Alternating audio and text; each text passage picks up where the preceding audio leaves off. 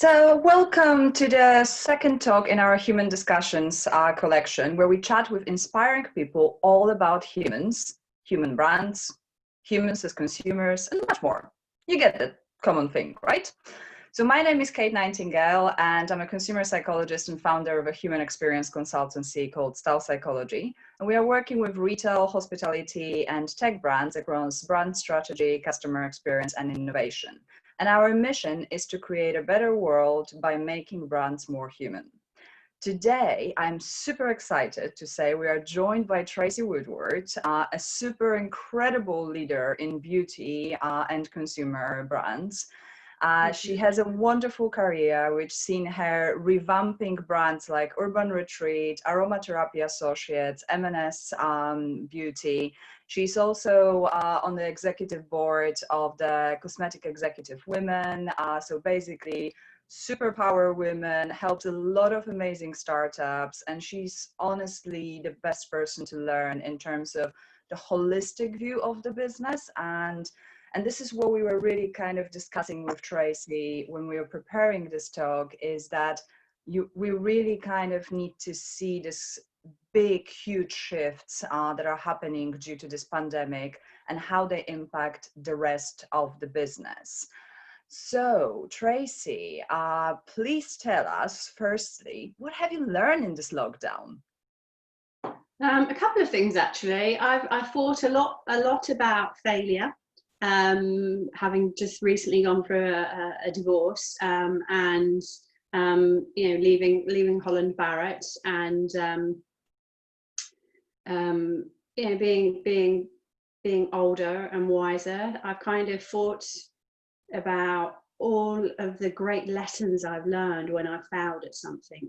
I've almost tried to celebrate that, because although the failings are sad, the lessons are good. And especially, if I use a marriage as an example, or two marriages as an example, the fact that there are so many great things in a relationship to celebrate that sit outside of it coming to an end. And I decided that moving forward, every time I don't succeed at something, I'm always going to look at it as how I failed at my marriages, in the sense that there were lots of wonderful, wonderful memories, and there were a few hiccups and a few sad moments.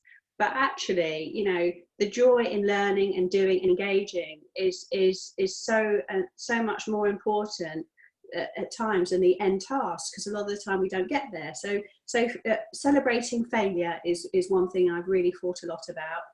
And then the other thing is that I can actually, live more in the now, because I've tried to detach. I've tried to have more human conversations, more connection with friends and colleagues and peers than, and I'm sorry, that's my washing machine going off. That wasn't a smart move, was it?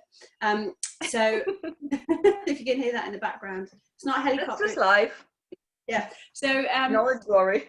Yeah. So for me, it's been more about living in the now. And worrying less about 5 years, 10 years. Of course, you've always got to have a plan, but who saw this coming? I was going to India, I was going to Greece, I was going off to France, with my kids, doing lots of different things, and actually I've ended up doing very little. But what it's told me, the lesson is that really think about the now and really focus on the now in your businesses, and also personally. So those are my two lessons. Don't be scared to fail, because it comes with, a great learning, and live in the now, because it's more enjoyable.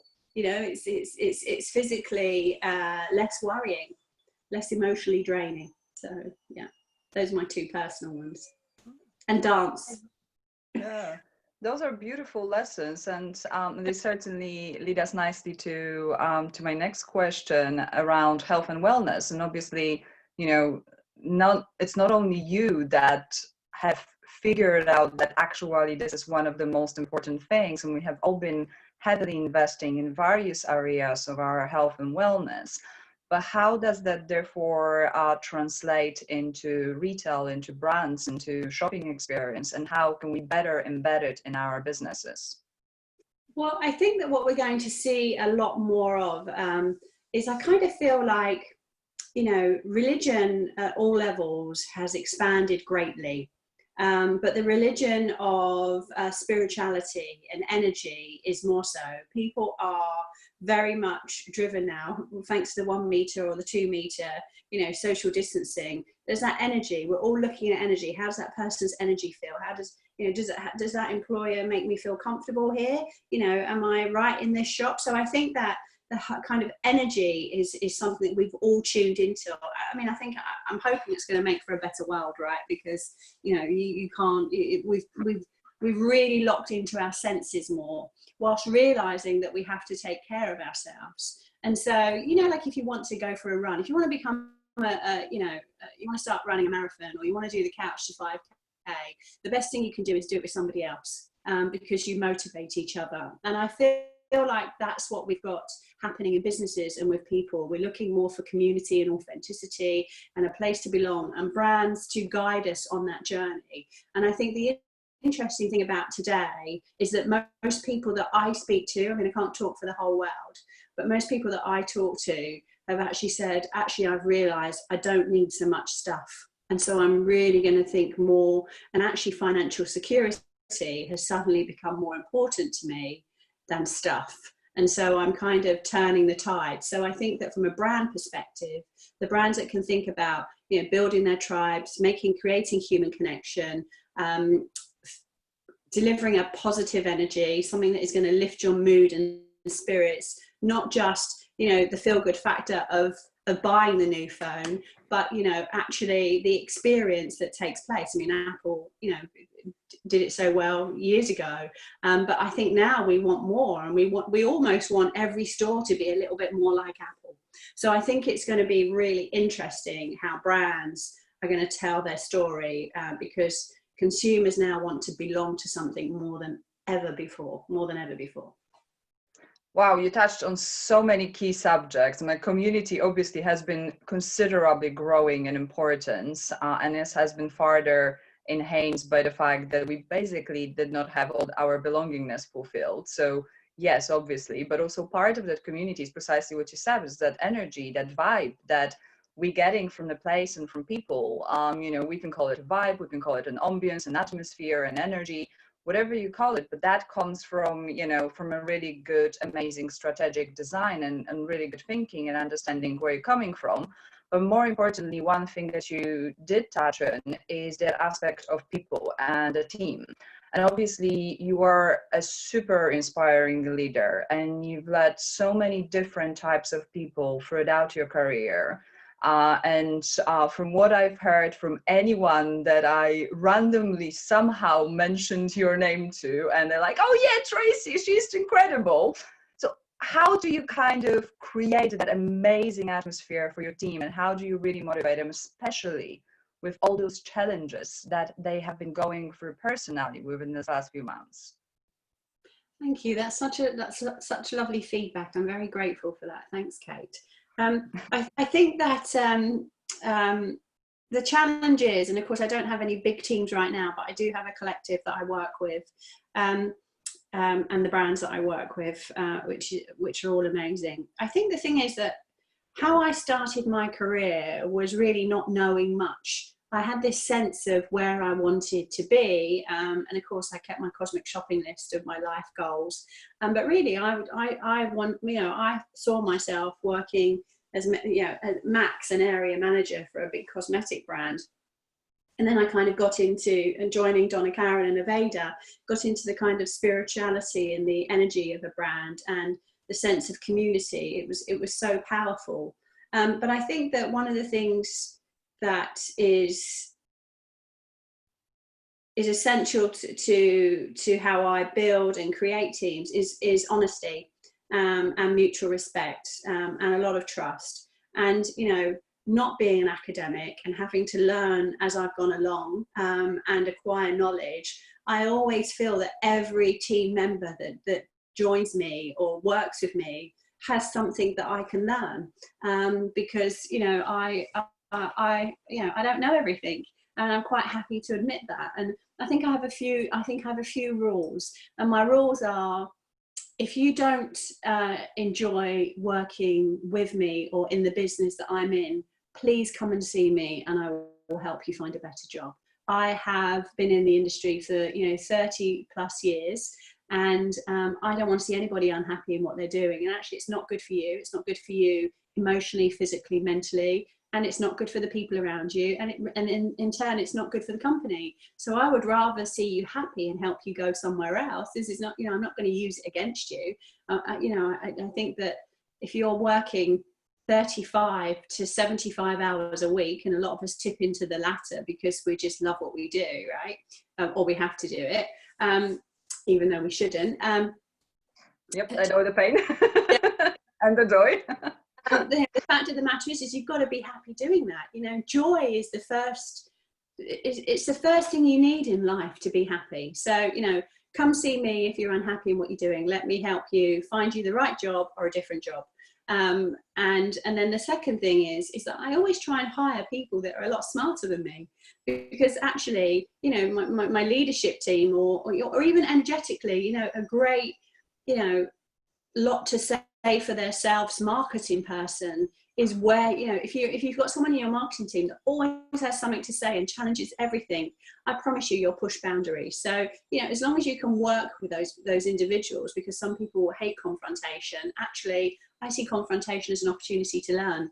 So if someone tells me things that I don't know or don't understand, and for me, that's an opportunity to learn. So those are kind of my, my rules really. And actually, whenever I've joined a company, I've always seeked out the disruptors in the business, and kind of to understand why they're disrupting, because some of them are because they want change, and others is because they're just not happy doing what they're doing. So, identifying that, helping people to be the best version of you and of themselves for you, and then absolutely, hiring people that have skill sets way beyond mine, and looking for that. And, building a great brand is like building the perfect puzzle. It is almost, it's a double-sided puzzle, so it comes with challenges, because you've got what the company needs and you've got what the people need, and you've got to get that right, really.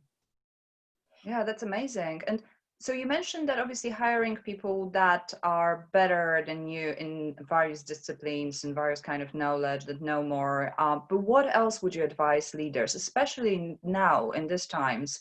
How else should they be thinking about hiring people, and what's so honestly important, especially for consumer brands? And how is it going to change? I think it's about building your tribe now. I think that if you want to change the energy in your organization, you need to look at what your company stands for. You need to go back to your mission statement. You need to look at, Oh, you're touching on a very strong subject that we were discussing. So you mentioned you have to revamp the whole thing, the whole way of actually doing a business and a strategy, and the old ways don't work. I remember that in our conversation. So if we're starting with that, so how that thing needs to work, so we can kind of go back to what does that mean for hiring people? Yeah, I think that, I think that, everything is about the energy of the organization. So, now it's all about finding like-minded people. It is, you have to look at your organization, and sorry to sound flippant of religion, but I'm not. Are you Christian? Are you a Christian? Are you this? Are you this? Are you this? What does your company stand for? And I'm not saying you have to exclude people of certain religions, but what is the religion of your business? What do you stand for? And how do your people feel in being there? And what qualities do you need? And actually, it is, you're always going to need people with resilience. You're always going to need people that are going to say no. You're always going to need, the visionaries, the supporters, the campaigners. You need the hungry. You need people that want a great career. So it is a real melting pot of individuals. But if you are a brand that's focusing on clean, you need people that live those ethics, that believe in that. There's no point in having a marketing manager working in a vegan organization that loves eating burgers, beef burgers, not vegan burgers, not cauliflower vegan burgers. But, it is all about the culture now. And I think that, the populations are dense and high, right? There is enough people in the world now to find the right people to bring into your tribe. Because, that's what we did at Aveda. Horst Rackelbacker always used to call my team the Jehovah Witnesses, because we were so into the lifestyle. We talk about chakras, over tea, and how we were choosing to live, and meditation and stretching and products, and, were you a Kappa, were you a Pitta, were you Vata, were you a bit of all three? And I think that you need that common thread now more than ever before, because energy is going to be really important to your brand. So you can't have, I remember when I worked for Forte Retail Services, there was the HR director, and her name was Anne. And I'd gone on about 6 interviews for this role, and we were down to the last 2 candidates. And I said to Anne, I'm really so happy I've got the job, but you spoke about me living in West Norwood and commuting to Heathrow, and that I had a small 6-month-old baby, etc. And actually, I was for you told me that because people said things differently then, that I was the risky employee with all of that in mind. So why did you hire me? And she said, I hired you, Tracey, because you've got fire in your belly. You're determined to make it work. And I think that that's what we need today. We need to have the people that have the same fire in their belly to succeed. And that is at every level. And if you're a retail brand and your people on the shop floor don't feel that way, then you either got the wrong recruiter or you've got the wrong people. So really think about, these are your spokespeople, so it really is about that. And you have to look after them.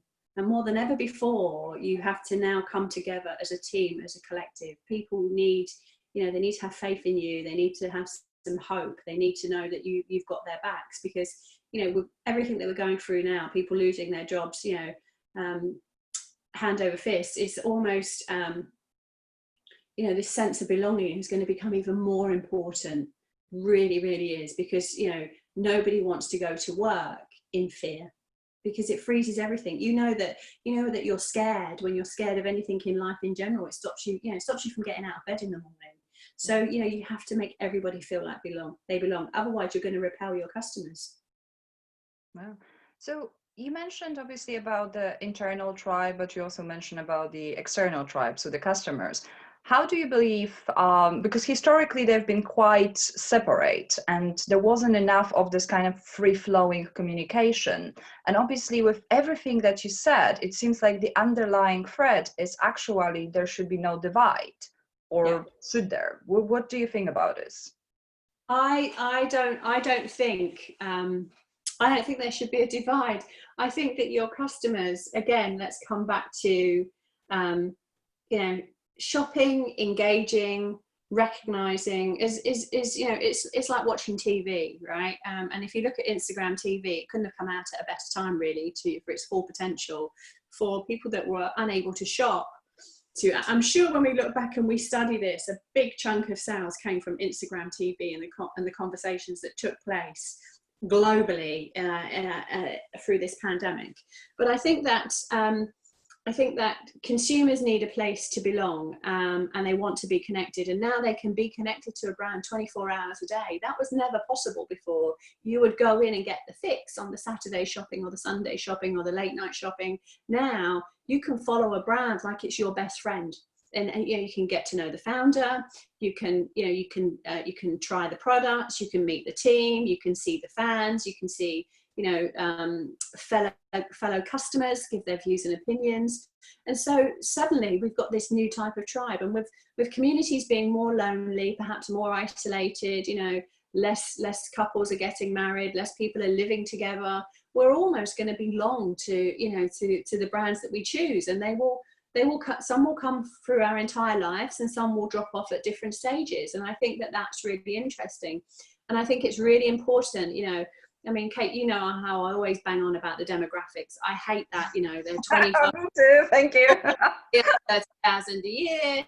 It's like, it doesn't matter anymore. Are you, what are you into? Are you sporty? Are you athletic? Are you into meditation? Do you, enjoy veganism? Do you, what do you do? Do you have, small children? It's more now about communities and individuals than that whole marketing spiel of, we're going after her, Susie Smith, 25 to 34 and 40,000 a year, of which she's going to give us 5% of her, earnings. It doesn't work. It's about defining your tribe, because consumers want a place to belong. So you have to welcome them in. And if you see them as just as a demographic, you're never going to be able to build a relationship with them. I so totally agree. You know very well that I'm wholeheartedly for brand communities, and I honestly think they are the biggest differentiating factor right now for brands, following authenticity and experience. And we have been super lucky to be building quite a few different brand community strategies recently. And I've also been extremely grateful to be able to write an article and actually create a new model for multiple brand retailer communities. And that article is coming out in Journal of Brand Strategy in November. So it's, on top of kind of talking at a lot of conferences about brand communities. So the subject is all the time there. The trouble with that is precisely what you said, is unless you understand the psychographics and the lifestyle aspect and the beliefs and the values and the interest, those things are not really kind of going to be as in-depth and as and as wholehearted. But more importantly, one thing that you touched on is we're going to look into brands as almost platforms for fostering social interactions and social relationships. So how would you advise brands to adjust some of their strategies or their customer experience to actually help people meet each other, to, or even create deeper romantic relationships, because there is studies on that actually people want the brands to do that for them. And I don't mean, matchmaking brands, I mean like fashion brands, for example. So yeah. Well, I think it's really interesting that the community aspect. It's hard for big brands to do it, right? It's hard for big brands to do it because they've been working with a demographic strategy for such a long time. And what tends to happen is when terrible. And what happens is they stick with one demographic, and then they're looking at a cool 30. I mean, I won't mention any brands, but I'm sure you'll figure it out, especially you, Kate. But they're looking at a 30+ customer, and suddenly they wake up and realise their customer's 55. And she's so intimidated by their store environment that she's not going to go in there because she doesn't want to be judged by a 25-year-old makeup artist, and that makes it very, very difficult because they're focusing on the demographic. And so the thing is that consumers want a place to belong. They want a place to connect, and it is almost like courting. It is like romance, and there it has to be engagement, and it is there has to be the Instagram live. There has to be, I truly believe that brands should align themselves to some sort of social responsibility or community building, whether that is, as a brand, as a skincare brand, or as a indulgent bathing brand, aligning themselves to a fun run and getting a group of people to go and do a run, with them, or a beach clean, or something that gives them, or a walk, a night walk, or a cycle, something that's connected to energy or sustainability, that is really authentic, is going to be really important for the future, because that will be, if you don't do that for your customers, someone else will. And so it's really, really important. And I get that it's harder for big brands to do that, but actually in the world of niche brands, fast growing independents, I mean, 30 years ago, we would see, I would see 1 or 2 new beauty brands launch a week. Now there's hundreds a day, hundreds a day. I mean, I can't keep up with it anymore. It's like Instagram, I go, oh, that's new, oh, that's new, that's new. And I mean, you just have to go onto Personify or, Curate Beauty or, Seacology, these young digital players, and see a massive new brands that they've got. And all of those brands do have an opportunity to build a community. And they really need to think about where they belong and how they're going to, emotionally, which is the same as romantically, connect with their customer. Yeah, we're actually going to have Rebecca from Seacology, the founder of Seacology, in 2 weeks on the 17th, on Monday, speaking with us. So yeah, I completely agree. And I've used actually Seacology so many times in different articles, especially the one around brand communities that I was writing for the journal, because she's really doing an amazing work around it. Now, when you were talking, there was this one thing that sort of popped into my head around building relationships, that is super important when you look at any literature around building consumer brand relationships, but historically has not really been invested into the actual brands in retail. And that ingredient is intimacy. How do you believe that will start featuring in the future right now in the experience and in strategies? Intimacy always comes from language. It always comes from that kind of energetic language. And so one of the things that I've done probably for the last 15 years in my brand building exercises is giving away all my secrets here. Is I always build a dictionary of words. So we always have anything between 50 and 250 words that we always use in our language and positioning. So it sits with the marketing team and the guys in MPD and the sales people. It's available for everybody in the company to look at. But it's a list of words that we would continuously use in our language, because romance and emotional connection comes from repetition. And so, you know how, newspapers have the ability to scare you every single day because they use a set of words, in everything, whether it's writing an article on weight, or, being locked down over 50, or, the financial institutions. So, that use of language is really, really important. So as a developing brand, you need to think about the words that you want to use in your communication. And the more that the customer recognizes that, the more that the client, connects with that, the more that your employees use it, the bond becomes. We all have probably between 300 and 500 words that we continuously use, and the more you use them, the easier conversation flows, right? And I always try and learn new words as well, but I still come back to keeping my language very simple, because I am. But I think that that's a bit straightforward. Yeah, I think it's very important for a brand to do that, to have words that they like to use to create that energetic connection. That's incredible. So you've touched on so many different subjects, but one of the things that we were also talking about when we were preparing the talk was mindful consumption. And obviously that's something that's grown in importance during the lockdown. How do you believe that will change and that will grow, and how that will affect strategies that brands need to adapt? I think that in the lockdown, how that's come to play is, through all consumption, whether that's having too much underwear or too many sweaters or too many t-shirts or too much fitness gear or even too much food in the cupboard. I think that actually cooking, 3 meals a day and then realizing the bits that you're throwing away. I mean, I always try to do, root to leaf cooking, but it's not always possible when you're trying to make sure that your diet is really varied and full.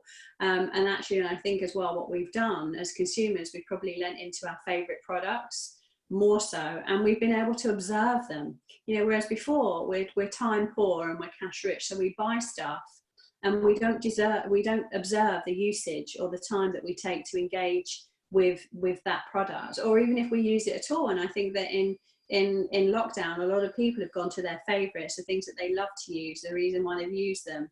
I mean, I've bought, a couple of products to try and I haven't even used them yet, because for me, I need to be so close to the things that I have faith and trust in, and are important to me. And so I think that we've seen that through consumption, which is only going to lean more into sustainability. Don't get me wrong, you are going to get the individuals that, I mean, they were there queuing at Primark, right, because they needed stuff. There is, there are people that can, their mindset is, I just need to reward myself with stuff, and maybe they're the people that aren't as financially well off as most, and perhaps don't have as much security, or perhaps are never going to own their own home, or perhaps never going to be able to have the car they want or go on the holidays that they want, so they reward themselves with treats every single week. That consumer will always exist. They're not so, they're more into consumption than they are into sustainability. And so I think that that will always be there worldwide. It's just it's just how it is. But I do think that other people have said okay, so I really can do with less. I should do with less. I've been at home, since the 17th of March, and I've looked at what I actually use, and I've looked at what I don't use, and actually now that's all got to, that's got to go. And I think that, I think that has been a real game changer in that sense. And I think it's probably catapulted us, 5 to 7 years ahead of where we will be from a sustainability story. So I have this honest belief that not only brands have an opportunity, but also a responsibility to change the world, because they pretty much exist in every moment of our life. So how can brands actually encourage and change some of our behaviors to be more sustainable and mindful? Storytelling. Share absolutely storytelling, and tell the story of the brand, and the story of the manufacturer, the process behind manufacturing and positioning. But it is so much about the life of the product. If you've got recyclable materials, tell the story why, know them. Don't just kind of say, well, we've got this type of plastic or this type of glass or this type of lid. Talk about everything. It's that kind of nose to tail approach, really, and actually, I would say to most brands, start your range reviews now and really look at your 80-20 rule and ask yourself, how many products do you really need and why do you need them? And if you've got, a great digital following, and you've got a high level of engagement, and you can look at your database, great time to look at your database to see your newcomers, to see the people that have been with you throughout lockdown. You can pull all of that information off now. It's quite easy, to get that data. Really study that process, and ask those consumers, your key consumers. They would love to, I'm sure, be part of that, but what do they really, want, expect and need? And I think that if you're a smaller, if you're a small to medium enterprise right now, it's not like turning the Titanic. So you'll never get this opportunity again to pause and really look at your business. And there are a lot of brands, especially brands in clean beauty and wellness. There are a lot of brands that have quadrupled their business at this time, because people have tried to use this time to detox, and to look at brands differently and change their perspective. But I would go to the core of your business, analyze it, and really think about what you can do to change your business and brand for the better. You will never get this opportunity again. You've actually touched on a very sort of sensitive subject right now for consumer brands, which is manufacturing, and super sensitive for manufacturers as well. I'm extremely grateful to be at the moment working actually with a fashion manufacturer who's decided to set up their own sustainable and ethical fashion brand, and we're helping with the whole sort of strategy and everything behind it. So I also know kind of firsthand the challenges that obviously they are facing, and more importantly, the increasing poverty that the people working for manufacturers are facing. But equally, some of our other clients are facing challenges in terms of the actual, supply of the products. So how can we use perhaps this moment, this time, to create much more ethical and better and much more reliable and collaborative relationships with our manufacturers, but also ones that perhaps reduce the amount of products that are necessary to be produced, and therefore we can somehow or another help the planet throughout that? I think that's a big question. I know. Big long question. I don't ask small ones, you know that. I know that. You always give me something to think about, that's for sure. I think that, going back to looking at your SKU lineup, looking at your products that you've created, asking yourself the question why, I think that this is a time to really not to see your manufacturer, your product producer as the enemy. And a lot of the times it's been a them and us scenario. Again, the whole world, for the first time ever, has been in an us scenario. It's not a them and it's not an us, it's us. We're all in this together.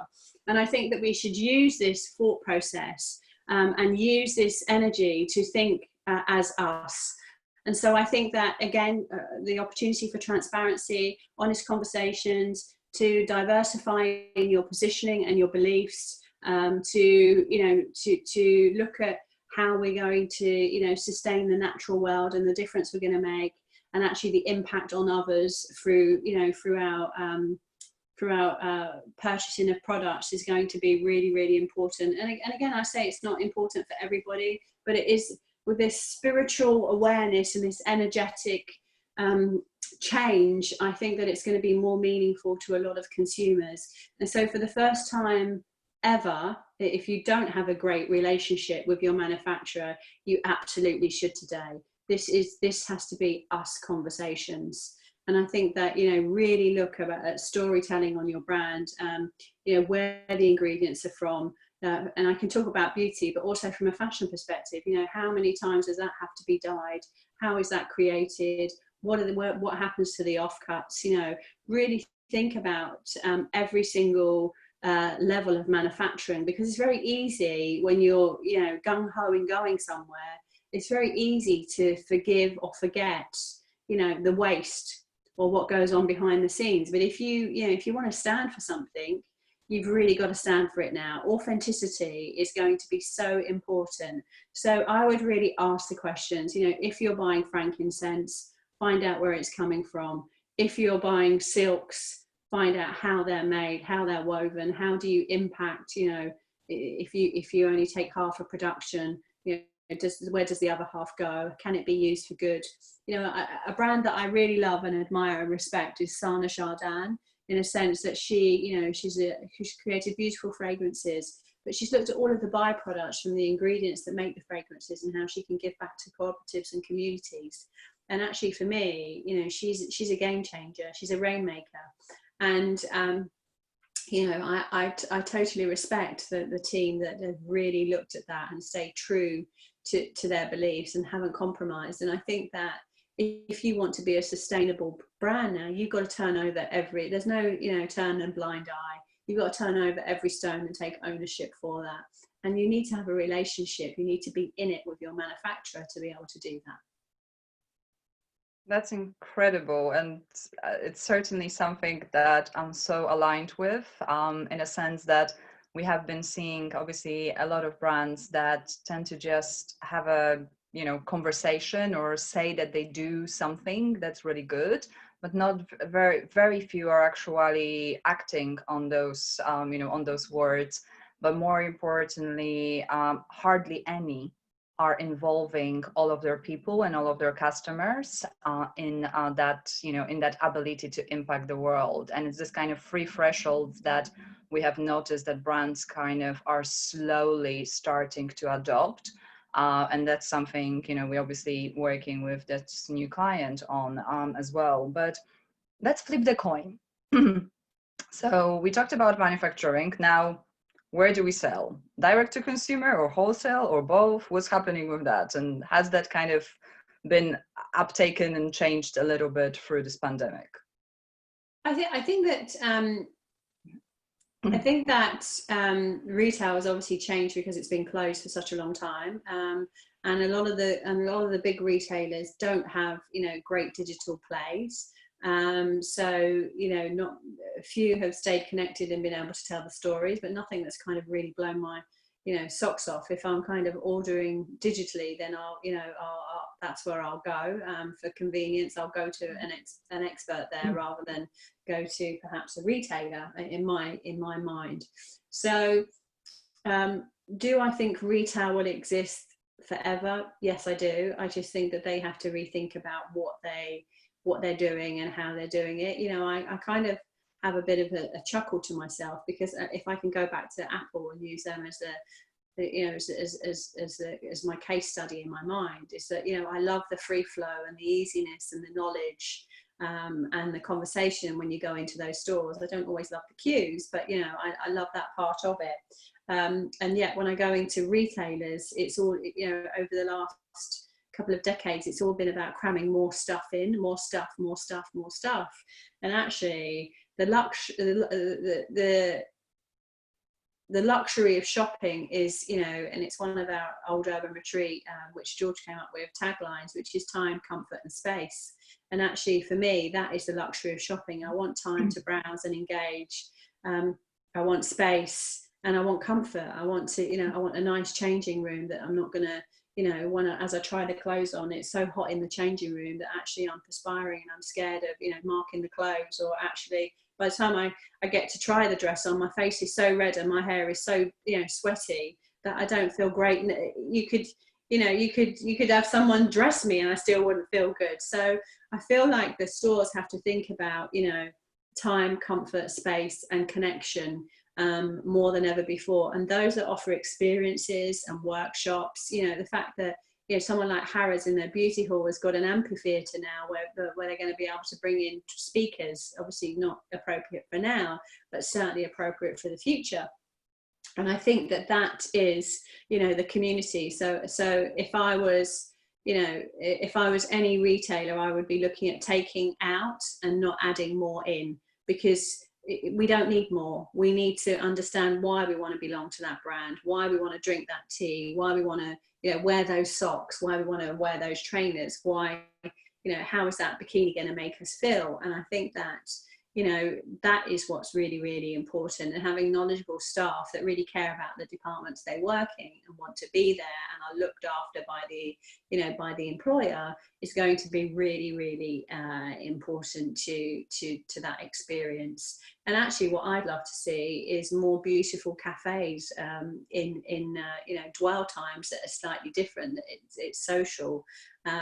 That's why I love Italy. You know, if you go to Italy, I don't know if anyone's been to an Italy store, but if you go to Italy in Turin, you know, you can go to the pasta area and you can eat pasta, or you can go to the you know, fish, and then there's a fish bar where you can actually eat the food, which is very similar to what Harrods have done in their food hall. But you know, what happens in Italy is that all of the furniture is sponsored by, you know, a particular kitchen brand. So there might be KitchenAid or Gaggenau or whoever.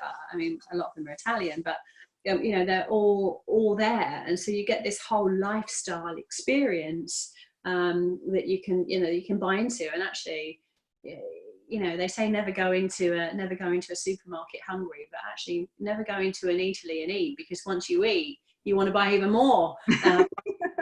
Because, you know, I kind of, when I go in there and you know, we had a house in Italy, and you know, we go to Rome, and if we didn't eat, I would shop less, and if we ate, I would shop more, because I got the experience, I got the education. You know, I had the beautiful spaghetti vongole, or, you know, and then you'd want the bread and this and this and this, and so it goes on. And I think that that's where the mindset needs to change. You need to bring people in for an experience that is going to touch and inspire them, so that they can buy into more. I think that beauty rooms, you know, if I was in hospitality now, I wouldn't be putting in a spa with a dozen beauty rooms. I would be putting in experiences. I would do things like yin yoga. I'd be doing, you know, tai chi. I'd be doing, you know, sword fighting. I'd be doing, archery. I'd be doing things where, you know, they become hobbies and learnings and experiences, more than actually just being in a room being massaged. If I want a massage, I could have that in my bedroom, actually, of the hotel. I'd rather do that and then, you know, pop into bed than walk through in a robe with oil in my hair. So I think that we have to think about how we're going to create these experiences that make consumers want to be part of that tribe, to feel like they belong, and to buy what they feel they want and need that makes them feel good. Not, you know, not the, you know, the garlic crusher that sings a song to you whilst, you know, it's crushing the garlic, but, you know, things that are just really going to make their lives better and make them feel good.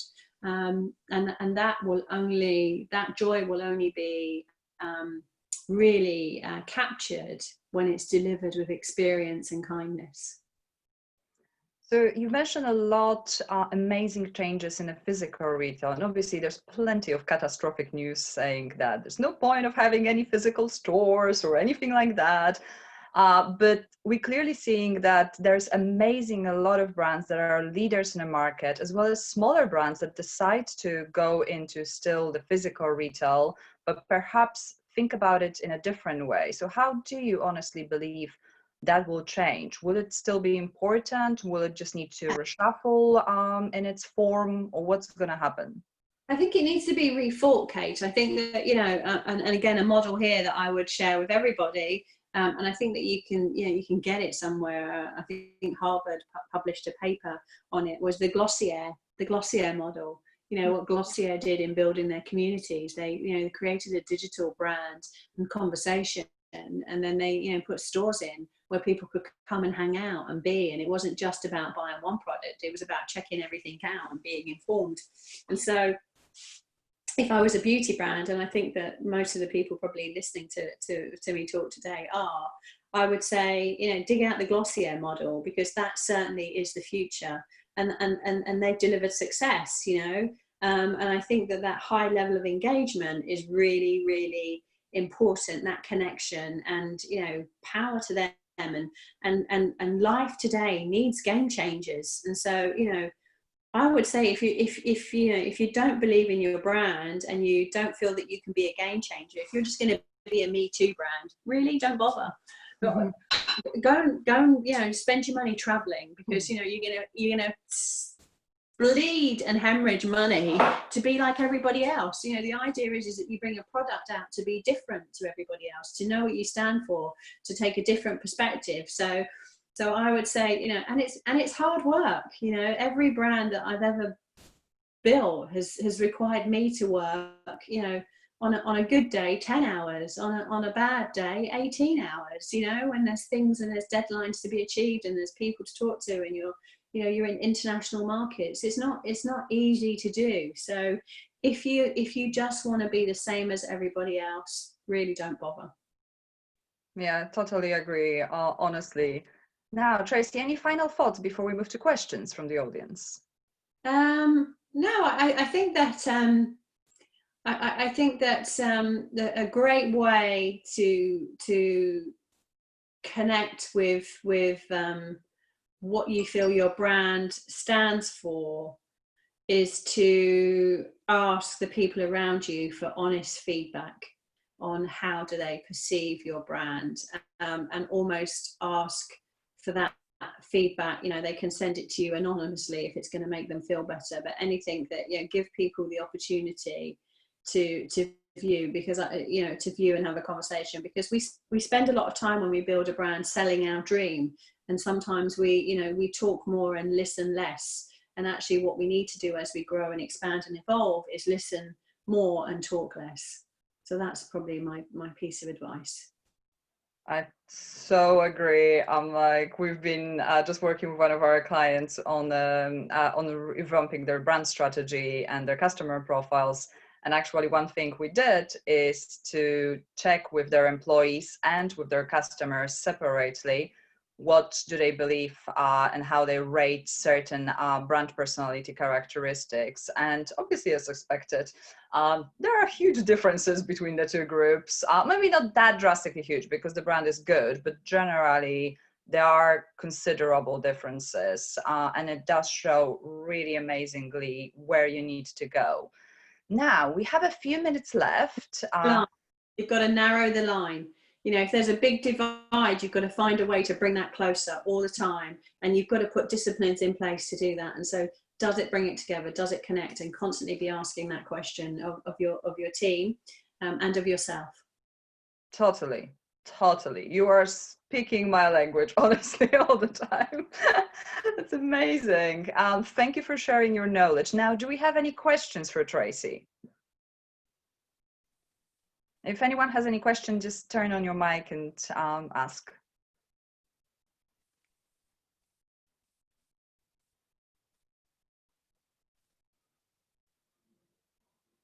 Beautiful silence. I think we've exhausted them, seems like, and I think we've exhausted all the communication. So completely as expected, Tracey, thank you so much. You've been so inspiring, so incredible. You have shared so much of your knowledge and your secrets from your whole career. So honestly, thank you for that. For those of you who missed it, it will be available online shortly, the write-up and the video. And I'm looking forward to seeing some of you on the following Human Discussions talks with other inspiring leaders from different consumer brands and from as well as some of our collaborators. So thank you so much for everyone attending. It was honestly a pleasure, and I wish you all an amazing day, night, evening, wherever you are. And looking forward to seeing you on the future ones. And thank you again, Tracey, for your honestly an amazing insight and knowledge and inspiration. Thank you, Kate. It's been great to talk. And actually, if anyone, and there's some lovely messages popping up on the screen to the right-hand side. So thank you so much for those. It's always a pleasure to be with like-minded people. But if anyone does have any questions, feel free to reach out to me on Instagram or LinkedIn or wherever to ask those questions, or via Kate. I'm always open. I often get asked, could I take on another mentee? And sadly, I'm kind of at my capacity. I always tend to be, and we do keep a bit of a waiting list. But I think that it's really, really important for brands to find a good sounding board. So if you take one thing away from today, is that great change always comes from courageous conversations, and having conversations with people that you either never expected to speak to, or you've suddenly got an opportunity. And I would say to every individual, never ever never fear that. Just kind of jump in and do it anyway, because you learn that the most wonderful things throughout my entire career. Whenever I've gone to any events and I'm kind of walking in the room, I don't necessarily look for the people that I already know in the room. I kind of feel like I can learn something from somebody else, and I know we're probably a long way off of doing those types of gatherings again, but I would encourage everybody to, if there's an individual that you admire, or that you connected with on social media, and you're curious to ask a question, I think more than ever before, people want to help and assist and support and guide people in your businesses and people outside of your businesses.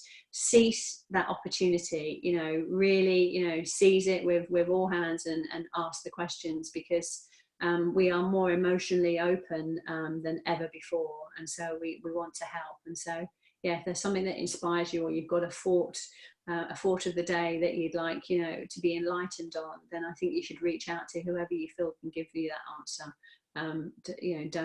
Don't step away from that. There's lots of joy to be had, and thanks for always being there, Kate. We've known each other for quite some time now, and I always enjoy our conversations. You always make me think hard about you always ask great questions, so and I always learn from you. So thank you so much for the opportunity. Wishing everybody a great rest of the week. Thank you very much, Tracey, and all the best, everyone. And I'm looking forward to seeing everyone very soon on the next one. Take care.